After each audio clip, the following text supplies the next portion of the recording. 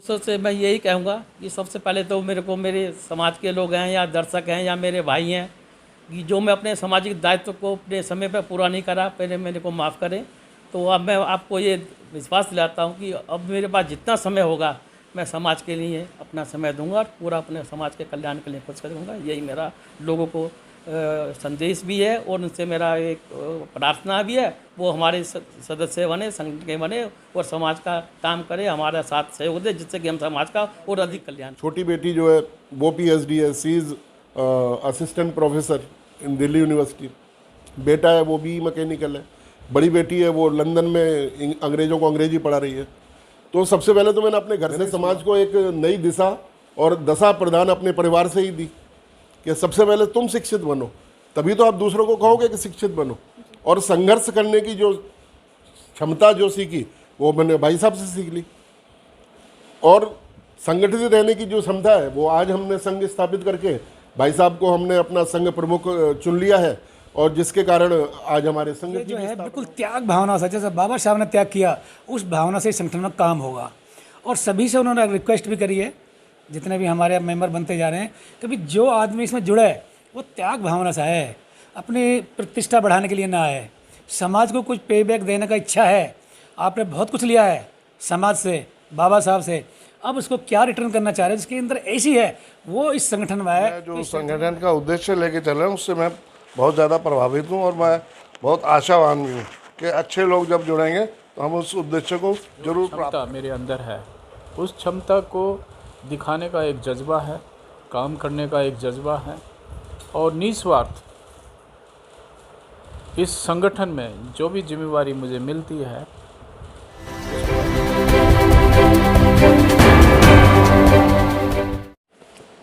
जी हाँ, मैं समता की सपोर्टर हूँ, मैं रोशनी रिपोर्टर हूँ। नमस्कार, मैं हूँ आपके साथ रोशनी और आप देखना शुरू कर चुके हैं रोशनी की रिपोर्टिंग गांव से शहर तक।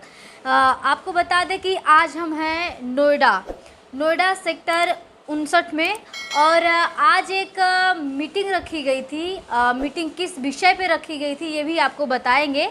और आज जैसा कि आप सभी को पता है, आज है धम्मचक्र प्रवर्तनाय दिवस। आज का जो दिन है बहुत ही ऐतिहासिक दिन है और इसे और भी ज़्यादा ऐतिहासिक बनाने के लिए आज जो काम शुरू हुआ है, हमारे साथ जो इस समय सर बैठे हैं, सर से परिचय भी जानेंगे और आगे की जो बातें हैं बाद में करते हैं। जी सबसे पहले तो सर स्वागत है आपका RR न्यूज़ में। Thank you very much. Sir आप पहले अपना परिचय बता दें अपना दर्शकों को। मेरा नाम सिद्धार्थ कुमार है जी। मैं रिटायर्ड गवर्नमेंट ऑफ इंडिया से मिनिस्ट्री ऑफ हेल्थ से जोन डायरेक्टर था। मैंने 20 साल की सर्विस करने के बाद वॉलंटरी रिटायरमेंट लिया था और अब मेरी उम्र 63 साल की हो गई है और अब मैं एक समाज सेवा का काम करने जा रहा हूँ। उससे पहले मैंने जो अपना जो सामाजिक दायित्व पूरा नहीं कर पाया था, पहले में कुछ कारणवश से, कुछ परिस्थितियों के कारण से, पारिवारिक वजह से कारण मैं नहीं कर पाया। अब मैं इस समय में अपने आप को फील करता हूँ कि मैं इस टाइम में पूरा अपना, मैंने लगभग अपना सामाजिक पारिवारिक कर्तव्य पूरा कर लिया है, लेकिन सामाजिक कर्तव्य मैंने पूरा नहीं करा है। तो अब मैंने अपने मन में सोचा है कि अब मुझे अपना जो बाकी समय बचा है मुझे सामाजिक दायित्व निभाना चाहिए, क्योंकि बाबा साहब ने भी हमें यही सिखाया है और सिखाते रहे। और उनके साथ साथ हमारे समाज के जितने भी नेता हैं, आज के नेता हैं या कल के नेता हैं, कि pay back to the society, pay back to the society. Sir जैसा कि आपने कहा कि अब आप जो है सामाजिक कार्य करना चाहते हैं, अब करना चाहते हैं या फिर नौकरी पेशे में थे तभी भी करते थे? तब भी चाहते थे, ऐसा नहीं है, लेकिन बताया ना कि मैंने कुछ पारिवारिक रीजन थे, कुछ परिस्थितियाँ थी, उन परिस्थितियों को मैं आपको नहीं बताना चाहूँगा।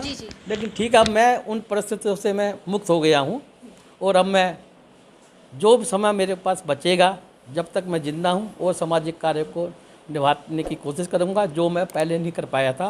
और अपने समाज से मैं इसके लिए एक क्षमा भी करना चाहूँगा कि समाज मुझे माफ़ करे कि मैं अपने समाज का जो दायित्व निभाना चाहता था उसको अब पहले नहीं निभा सका, तो कम से कम मैं अब निभाने जा रहा हूँ। तो इसके लिए मुझे उम्मीद है कि मेरा समाज मुझे इसके लिए माफ़ करेगा और मैं अपने आप पूरा विश्वास दिलाता हूँ अपने समाज को कि मैं अपने पूरे तन मन धन से समाज की सेवा करूँगा और करने का पूरा प्रयास करूँगा। यही मैं आपको पूरे समाज को ही संदेश देना चाहता हूँ। सर, जैसा कि आज एक संगठन का निर्माण हुआ है, तो इस संगठन की ज़रूरत समाज में क्यों पड़ी, जबकि समाज में लाखों से भी अधिक संगठन हैं, क्यों ज़रूरत पड़ी? आप सही कह रहे हैं कि आज समाज में लाखों संगठन हैं, सामाजिक संगठन है, और आज से नहीं, बहुत पहले से, बल्कि आज़ादी से पहले भी काम कर रहे हैं, आज़ादी के बाद भी काम कर रहे हैं और आगे भी करते रहेंगे जी। लेकिन मैं ये मानता हूँ कि जो सामाजिक संगठन जो काम कर रहे हैं वो अपना दायित्व एक जो तरीके से होना चाहिए, एक ईमानदारी से होना चाहिए, एक सच्चे मायने में होना, सामाजिक होना चाहिए, शायद उसमें कुछ कमी है, मैं महसूस करता हूँ कमी है। तो अगर सच्चे मायने में अगर वो कुछ करना चाहते समाज के, तो उससे लगता है कि समाज का काफ़ी बड़ा भला हो सकता था, लेकिन मुझे नहीं लगता कि कोई ज़्यादा भला हुआ है। सर, जैसा कि सभी लोग मिशन मूवमेंट पे और महापुरुषों के नाम पे संगठन बनाए हैं और अपने अपने स्तर से काम कर रहे हैं, लेकिन आपका जो संगठन है उसका नाम क्या रखा गया है? हमारे संगठन का नाम BS4 है, शॉर्ट में है। इसका पूर्ण मतलब है बहुजन समानता सम्मान स्वयं सेवक संघ। जैसा कि DS4 कांशीराम जी ने बनाया था, दलित शोषित समाज संघर्ष समिति, उसी पैटर्न पर हमने BS4 रखा है, बहुजन समाज सम्मान स्वयं सेवक संघ। कि लोग संगठन बना के महापुरुषों के नाम पे काम कर रहे हैं, लेकिन आपका जो संगठन है इसका उद्देश्य क्या है जो सबसे अलग हटके है? उद्देश्य तो वही है जो और सामाजिक संगठनों का है, हमारा भी वही उद्देश्य है। सब सामाजिक संगठन जो होते हैं सबका उद्देश्य समाज का कल्याण करना होता है, वो भी वही उद्देश्य भी हमारा है। सर, यदि उद्देश्य वही है तो कहीं ना कहीं लोग उसी नज़रिए से देखेंगे, तो आपके संगठन पे लोग विश्वास कैसे करें? हम विश्वास में नहीं कह रहे, विश्वास करो। अब जब हमारा लेकिन लोग भटके हुए हैं सर। जब हमारा संगठन आज बना है, अब ये समाज में जाएगा, लोगों को समझाएंगे, बताएंगे कि हमारा संगठन ये काम करेगा और संगठन से अलग क्यों है, उसको समझाएंगे। तो मुझे लगता है कि जब उनको समझ आएगी कि भाई संगठन औरों से अलग है, तो अपने आप ही इसमें शामिल होंगे, इसके सदस्य बनेंगे। हम इनको ज़बरदस्ती नहीं करेंगे, उनको हम अपने कार्य शैली से बताएंगे कि हम उनसे कैसे अलग है। सर, कहीं ना कहीं आपका जो बैकग्राउंड है, आपके फैमिली में राजनीति से जुड़े हुए हैं लोग।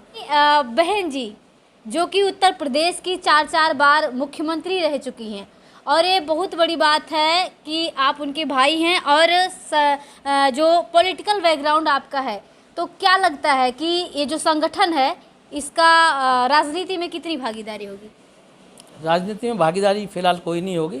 सबसे पहले हमारा काम है, राजनीति तो बात की बात है, और राजनीति हम इसमें करने नहीं जा रहे। हम खाली सामाजिक संगठन बनाया, समाज का काम करेंगे, इससे कोई राजनीति से कोई मतलब नहीं है।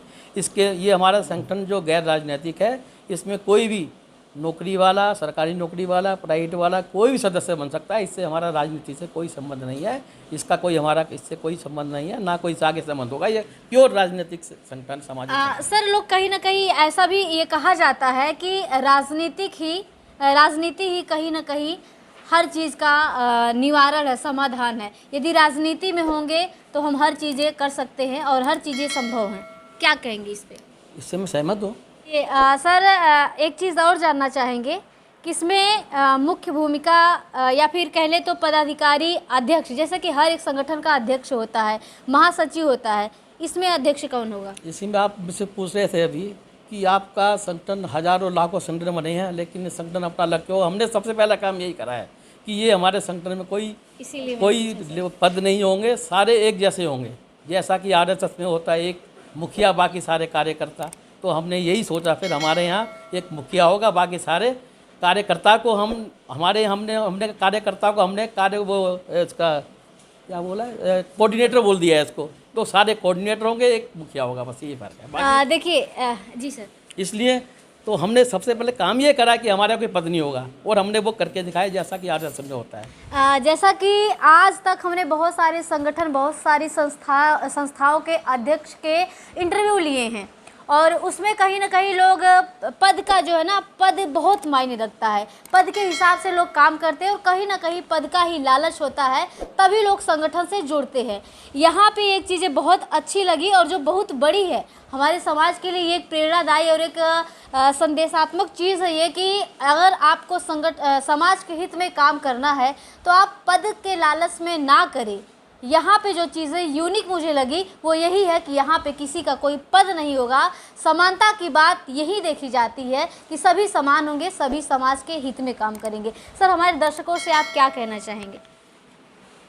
दर्शकों से मैं यही कहूँगा कि सबसे पहले तो मेरे समाज के लोग हैं या दर्शक हैं या मेरे भाई हैं कि जो मैं अपने सामाजिक दायित्व को अपने समय पर पूरा नहीं करा, पहले मेरे को माफ़ करें। तो अब मैं आपको ये विश्वास दिलाता हूँ कि अब मेरे पास जितना समय होगा मैं समाज के लिए अपना समय दूंगा और पूरा अपने समाज के कल्याण के लिए कोशिश करूँगा। यही मेरा लोगों को संदेश भी है और उनसे मेरा एक प्रार्थना भी है, वो हमारे सदस्य बने, संगठन के बने और समाज का काम करे, हमारा साथ सहयोग दे, जिससे कि हम समाज का और अधिक कल्याण कर सके। यही मेरी आप। चलिए, बहुत बहुत धन्यवाद सर ने हमें टाइम दिया और इस संगठन के विषय में जो चीज़ें बताई, क्या ये चीज़ें जो हमने सर से सुनी और इनसे जो लोग जुड़े हैं, यहाँ पे कई सारे पदाधिकारी भी उपस्थित हैं, उनसे भी बात करेंगे कि सर की बातों से या फिर संगठन का जो उद्देश्य है कितना सहमत हैं। जैसा कि यहाँ पे मैं एक बार अपने सहयोगी से कहना चाहूँगी, दिखाएं बहुत सारे लोग यहाँ पे हैं, यहाँ पे लोग उपस्थित हैं और आज जो मीटिंग रखी गई है, लोग यहाँ पे आए हैं और सभी ने अपना अपना विचार दिया, जैसा कि मैंने आपको वीडियो में दिखा ही दिया है। और क्या ये जो संगठन का उद्देश्य है, संगठन की बातें हैं, जिस उद्देश्य से इस संगठन का निर्माण किया गया है, लोग इससे कितना सहमत हैं? हमारे साथ एक सर मौजूद है, इनसे जानेंगे। पहले परिचय, सर आपका परिचय। मैं डॉक्टर राघवेंद्र सिंह हूँ और मैं सरकारी कर्मचारी हूँ और भाई साहब से मेरा बहुत बचपन के ही हमारे दोस्त हैं और पारिवारिक संबंध है। और आज मेरी आंख भर आई जब भाई साहब ने कहा कि मैं अपना दायित्व पहले नहीं निभा सका। कारण रहे होंगे जो भी है, लेकिन आज वो समाज के सामने संपूर्ण तरीके से अपने आप को समर्पित कर चुके हैं और माफ़ी भी मांगी। तो एक ये शायद एक बहुत बड़ा हृदय परिवर्तन है और समाज, मेरा पूर्ण विश्वास है कि जो हमारे समाज के बीच में एक कमी खल रही थी, एक जो हमें खालीपन लग रहा था, वो पूर्ण होने जा रहा है। और यह संगठन पूर्ण रूप से गैर राजनीतिक संगठन है। इसका राजनीति से कहीं पर भी कोई लेना देना नहीं है। हम संपूर्ण तरीके से तन मन धन से समाज सेवा करेंगे। जो भी ज़रूरतमंद हैं, हमारे बच्चे, बुजुर्ग, महिलाएं, जिनको भी ज़रूरत पड़ेगी, हम तन मन धन से जिस भी तरीके की उनको ज़रूरत पड़ेगी हम उनकी सहायता करेंगे। और अपने बच्चों को, बहुजन समाज को यही समझाएंगे कि शिक्षित बनो, संघर्ष करो और संगठित रहो। सर, इससे पहले आपका सामाजिक कार्य में क्या योगदान रहा? मेरा सामाजिक कार्य में सबसे बड़ा योगदान तो यही रहा कि मैं बाबा साहब डॉक्टर भीमराव अंबेडकर को जब बचपन में 6th क्लास में था तो बाबूजी हमारे घर में एक बाबा साहब का फ़ोटो लाए, उस पर बाबा साहब की बहुत सारी डिग्रियां लिखी हुई थी और डॉक्टर लगा हुआ था उनके नाम के आगे। तो मैंने 6th क्लास में ही ये मैंने मन में ठान लिया था कि एक दिन मैं भी डॉक्टर बनूंगा। और मैंने अपनी शिक्षा सबसे पहले पारिवारिक स्थिति के कारण सबसे पहले डिप्लोमा मैकेनिकल इंजीनियरिंग में किया, जिससे कि सरकारी नौकरी मिल जाए। पहले डिप्लोमा की बहुत वैल्यू होती थी। सर, मेरा सवाल जो था कि सामाजिक कार्य में क्या योगदान है? बता रहा हूँ ना, सबसे बड़ा सामाजिक कार्य तो मैंने अपने आप से ही शुरुआत की। डिप्लोमा किया, बीए किया दिल्ली यूनिवर्सिटी से, देन बीई मैकेनिकल की, एमटेक आईआईटी दिल्ली से की, पीएचडी की मैकेनिकल इंजीनियरिंग में आईआईटी दिल्ली एंड जामिया से। तो सबसे बड़ा योगदान तो मैंने अपने आप से ही शुरू किया। मैंने अपने आप को परिवर्तित किया। सबसे पहले बाबा साहब की शिक्षा का मैंने अपने ऊपर ही प्रयोग किया। मैं शिक्षित बना और शिक्षित भी ऐसा बना कि नौकरी में रहते हुए मैंने ये सारी चीज़ें करी। तो दूसरों को मैंने प्रेरणा ये दी, बच्चों को, जिसके कारण आज मेरी छोटी बेटी जो है वो पीएचडी है, she is assistant professor in Delhi university. बेटा है वो भी मैकेनिकल है। बड़ी बेटी है वो लंदन में अंग्रेज़ों को अंग्रेजी पढ़ा रही है। तो सबसे पहले तो मैंने अपने घर से ही शुरुआत करी तो मेरा कहने का मतलब ये है कि जब तक हम अपने स्वयं को नहीं बदलेंगे हम समाज को नहीं बदल सकते। मैंने समाज को एक नई दिशा और दशा प्रदान अपने परिवार से ही दी कि सबसे पहले तुम शिक्षित बनो, तभी तो आप दूसरों को कहोगे कि शिक्षित बनो।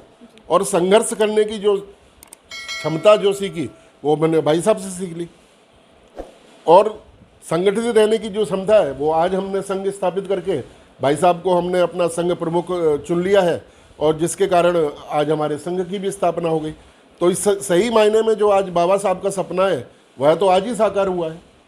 उस सपने को साकार करने में राधेश्याम भाई साहब की बहुत बड़ी भूमिका है, इंजीनियर साहब की है, मेरा परम प्रिय मित्र अशोक है, भाई साहब हैं, सारे दोस्त हैं, सब जितने भी लोग हैं, बहुत सौ के नाम में ये जो यंगस्टर्स हैं उनके नाम नहीं मालूम मेरे को, लेकिन क्या है कि चेहरे से तो मैं पहचानता हूँ, है ना, धीरे धीरे उनसे परिचय भी हो जाएगा। तो ये सारी चीज़ें जो है एक बाबा साहब के जो सपना है, जो बाबा साहब एक सपना ये छोड़ करके गए थे कि मेरे कारवां को अगर तुम आगे ना ले जा सको तो पीछे भी मत ले जाना।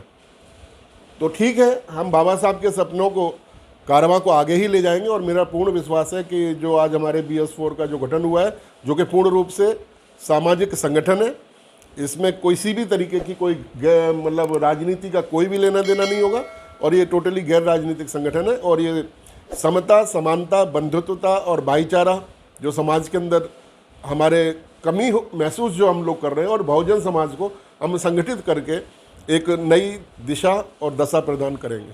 चलिए, बहुत बहुत धन्यवाद। जैसा कि 3 चीज़ें इन्होंने बताई, शिक्षित और संगठित और संघर्ष, तीनों उदाहरण इन्होंने खुद से दिया कि शिक्षित मैं खुद बना, संघर्ष सर से, भाई साहब से सीखा, और संगठन के संगठित होने की बात जो इन्होंने उदाहरण दिया, आज जो संगठन की स्थापना हुई उससे दिया, अच्छा लगा। और भी हमारे साथ लोग हैं, इनसे जानेंगे कि क्या कहना चाहेंगे आज के जो संगठन है बाबूजी, उसके विषय में क्या कहना चाहेंगे।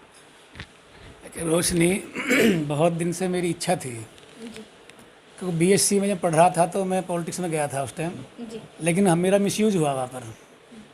वो मुझे बड़ा दुख हुआ कि पॉलिटिक्स में नहीं जाना चाहिए, तो मैं आज तक पॉलिटिक्स में नहीं गया। संगठन समाज सेवा में मैं कर रहा हूँ, जैसे मैं जनरल सेक्रेटरी हूँ सिद्धार्थ सोशल कल्चर का, तो सामाजिक सेवा में लगा हुआ हूँ। लेकिन इच्छा थी एक ऐसा संगठन बने जो नेशनल वाइज पूरे इंडिया में जाए, यूनिक बने।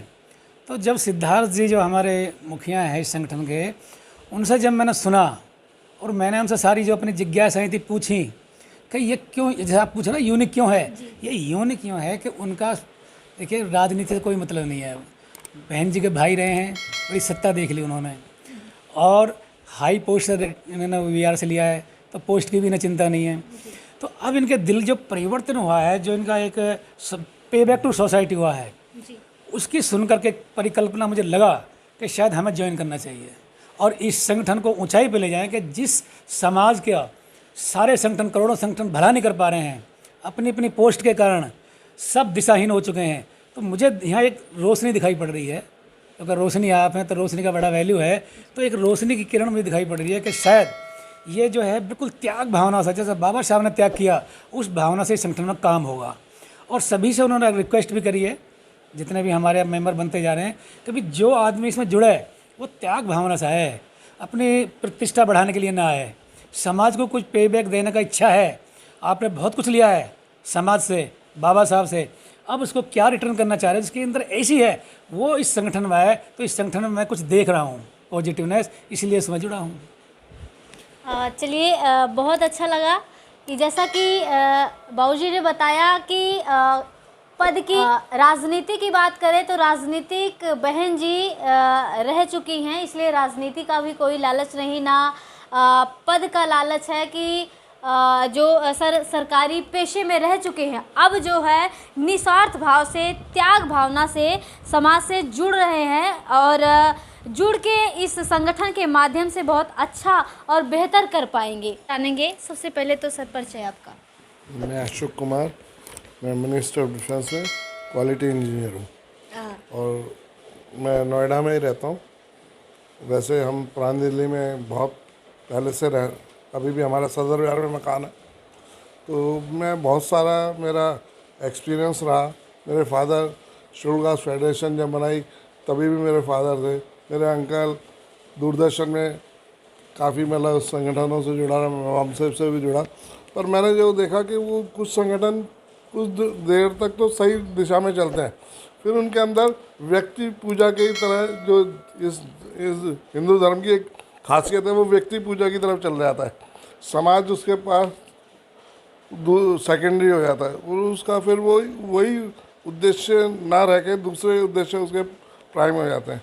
जबकि हमारा समाज इतना आज पढ़े लिखे होने के बावजूद भी हम इतने दिशाहीन हैं कि जिस वजह से आज हम कुछ नहीं, मतलब हमारा कोई वो एक समाज में वो एक वो नहीं है, मतलब संगठन जो मजबूती से हमारी बात रख सके या हमें आगे दिशा दे सके। इसलिए बहुत सारे लाखों संगठन हैं, वो अपनी अपनी बातें कर रहे हैं और जिस वजह से हम ना कोई उद्देश्य को प्राप्त कर पा रहे हैं और हम डे बाई डे पीछे जा रहे हैं। जबकि समाज में जो लड़ाई दो ही चीज़ों की है, एक तो सुविधा भोगी समाज है और एक सुविधाहीन है। जो सुविधा भोगी समाज है वो सुविधाहीन को देना नहीं चाहता। सबसे बड़ा कारण ही यही है, जो सुविधा भोगी समाज है वो हमारे को सुविधाहीन समाज को कुछ देना नहीं चाहता और वो जो जिनके पास है वो समाज तक पहुंच नहीं पा रहे, जो कि सुविधाहीन है।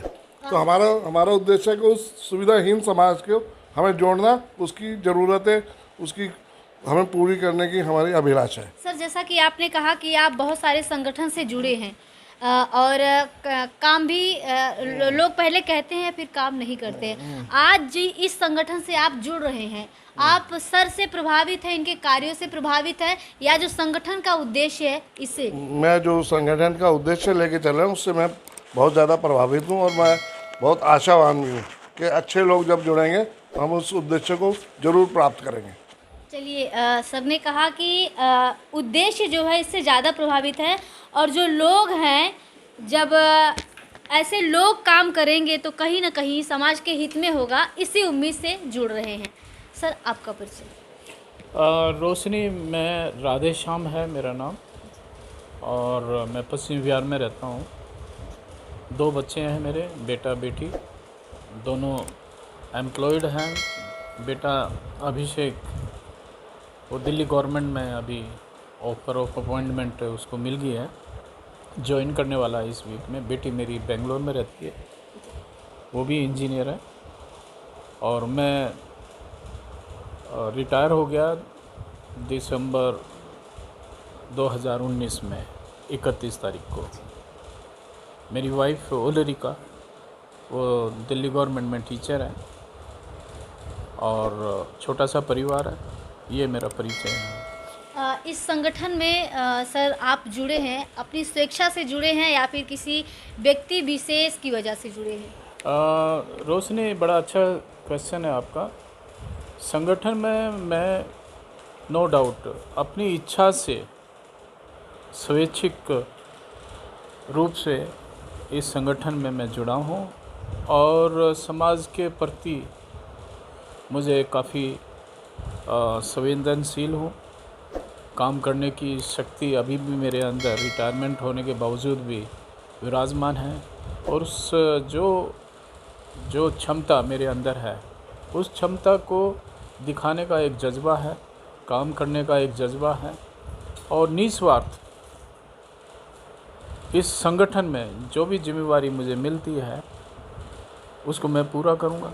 सर, जैसा कि एक चीज़ मैं अक्सर सुनती हूँ कि जब लोग नौकरी पेशे में होते हैं तब वो सामाजिक कार्य की तरफ नहीं आते हैं, जैसे ही वो रिटायर्ड हो जाते हैं वो सामाजिक कार्य में आ जाते हैं, क्योंकि उन्हें राजनीति में जाना होता है या फिर नाम कमाना, तो कुछ भी एनीथिंग इस तरीके से लोग कहते हैं। तो आप क्या ऐसे लोगों को कहना चाहेंगे कि आप रिटायर्ड होने के बाद सामाजिक कार्य में आए हैं? रोशनी, जो अपना कार्य है अपने कार्यालय में, जहाँ ऑफिस में अगर वो लगन से काम कर रहा है, मैनेजमेंट के प्रति उदारवाद है, सिंसियर है, ऑनेस्ट है, वो ही व्यक्ति अपने बिजी शेड्यूल में से ही समाज के प्रति और परिवार के प्रति वो उत्तरदायी होगा, ज़रूर होगा।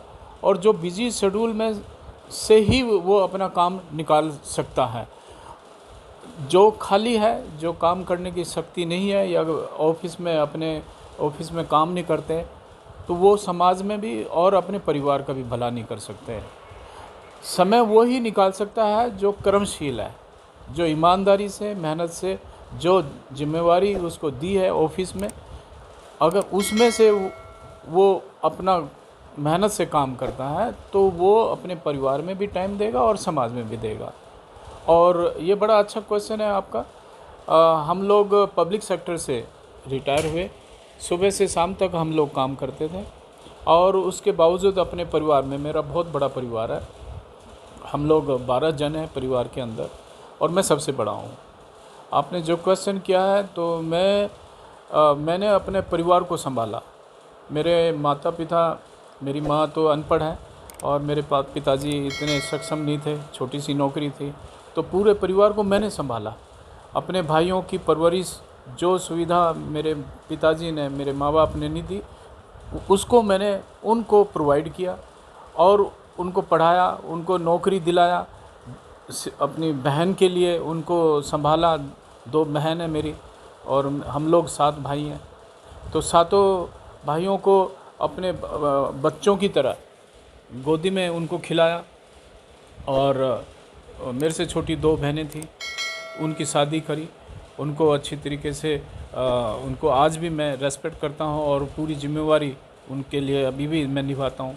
भाइयों के लिए, माँ बाप की सेवा के लिए मैं बिल्कुल सदैव तत्पर रहता हूँ और परिवार को मैंने अपना जीवन दिया है।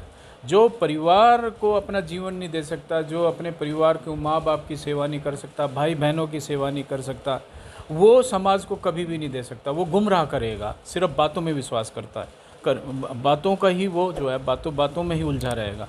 काम, मैं कर्मशील हूँ, मेरा काम, मैं कम बोलता हूँ और काम मेरा अपना आप परिचय है। वो परिवार के साथ साथ में मैंने दिल्ली ग्रामीण विकास संगठन, अपने नरेला क्षेत्र में 36 गांव लगते हैं, उसमें मैंने उसका मैं फाउंडर रहा, सचिव रहा और मैंने 3-4 साल तक उसके अंदर काम किया। जैसे मैं उस गांव से शिफ्ट किया अपने सिटी के अंदर, तो मेरी मजबूरी थी, नहीं तो वो संगठन आज भी वो चल रहा है, वो संगठन और उसका फाउंडर और उसके जो कार्य, जो सारी एक्टिविटीज़ मेरे थ्रू होती थी। और मैंने इतना जोड़ा था कि सभी गाँव से 2-2, 3-3, 4-4 मेंबर हमने हर गांव में से, शनिवार और इतवार मेरे साथ में बड़ी अच्छी टीम बनी और एक इतना अच्छी टीम बनी कि हर गांव में जा के जॉब के साथ साथ में बता रहा हूँ। तो रोशनी, जो परिवार के साथ साथ में समाज की भी मैंने ध्यान दिया, साथ साथ में। ऐसा नहीं है कि मैंने समाज को इग्नोर कर दिया और मैंने अपने परिवार के बारे में जी। उससे पहले गांव के बेस पे ही, सिर्फ गांव में ही हमने काम करना शुरू किया और बहुत मेल प्रेम से रहने के लिए जो हम लोगों ने अपने समाज के जो इग्नोर और जो अनअवेयर लोग, जो वंचित थे, जो गरीब लोग थे, उनके घर में या बीमार लोग थे या खेल कूद, जहाँ जहाँ कमियाँ थी अपने गांव में छोटे से लेवल पे, वहाँ हमने दलित परिषद एक बनाया, हमने खेड़ा खुर्द दलित परिषद के नाम से। उसके बाद में जब हमने वहाँ पूरा कर लिया अपने समाज में काम करने के बाद में, फिर दिल्ली ग्रामीण विकास संगठन की हमने स्थापित मैंने की और मेरे साथ में मेरे कुलीग थे श्री चंद्रपाल गौतम, जो मुखमिलपुर के हैं। तो दोनों मिलके और हमने बहुत एक अच्छा कारवा बनाया और उसके अंदर कम से कम 100-200 लोग ऐसे जुड़ गए कि एक बार फ़ोन किया या हमने अनाउंस किया तो तुरंत इकट्ठे हो जाते थे और हर गांव में मीटिंग रखते थे, लोगों की समस्या सुनते थे और एक दूसरे को ब्रीफ करते थे और उनका हौसला बढ़ाते थे। चलिए, अब जाके बातें सामने आई। देखिए, कभी कभी होता है कि यदि हम सर की बातों को पॉजिटिव वे में आप लोग को बताते तो कहीं ना कहीं आप लोग के दिमाग में ज़रूर रहता कि पहले अपने परिवार को टाइम दो, है ना। परिवार के साथ साथ जो समाज में जिसे ज़रूरत है उसे भी टाइम देना चाहिए और कहीं ना कहीं अपने स्तर से उसकी ज़रूर मदद करना चाहिए। जो पे बैक टू सोसाइटी और जवानी चलती है उस और ज़माना चलता है। यदि युवा इस संगठन में जुड़ रहे हैं तो मुझे उम्मीद है कि युवा कुछ बेहतर करेंगे, कि सरकारी रिटायर्ड ऑफिसर भी इसमें हैं और युवा भी जुड़ रहे हैं, तो युवाओं से बड़ी उम्मीद है। क्या कहेंगे भैया? बस मैं यही कहना चाहूँगा कि जैसा आपने कहा कि युवाओं को जुड़ना चाहिए, जब युवा साथ रहेंगे चाहे संगठन राजनीतिक हो, चाहे संगठन आपका सोशल सामाजिक हो, जी। तो वो आगे बढ़ता है। तो ये सही है कि युवाओं को आगे बढ़ चढ़कर अपना सहयोग करना चाहिए। और मैं बड़ा खुशनसीब हूँ कि आज ऐसे महान पर्व पे कि आज हमें मौका मिला कि आज हम एक संघ परिवार से जुड़े हैं और भाई साहब के दिशा निर्देश अनुसार हम उस पर अपना कार्य करेंगे, सामाजिक कार्य को आगे बढ़ाने का भी काम करेंगे। कौन सी पॉइंट ऐसी है जो आपको बहुत अच्छी लगी, जिससे आप प्रभावित हो गए इस संगठन के? देखिए, मैं पहले आपको एक बात बता दूं, मैं व्यक्तिगत तौर पे भी भाई साहब को पहले जानता था। जी। एक इनकी सिंप्लिसिटी, एक इनकी जो वे ऑफ टॉकिंग जो सभी लोगों के लिए एक जैसी है, और जो इनकी सोच रही है समाज के लिए, वो बहुत ज़्यादा प्रभावित करी मुझे।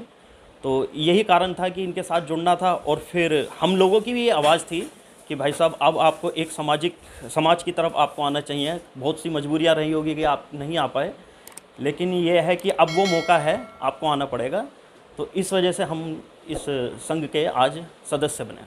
कितनी उम्मीदें हैं इस संगठन से? बहुत उम्मीदें हैं, क्योंकि पॉजिटिव हमारे अंदर थिंकिंग है और हम इसको समझते हैं कि 100% ये हमारा जो संघ है ये निरंतर आगे बढ़ता जाएगा।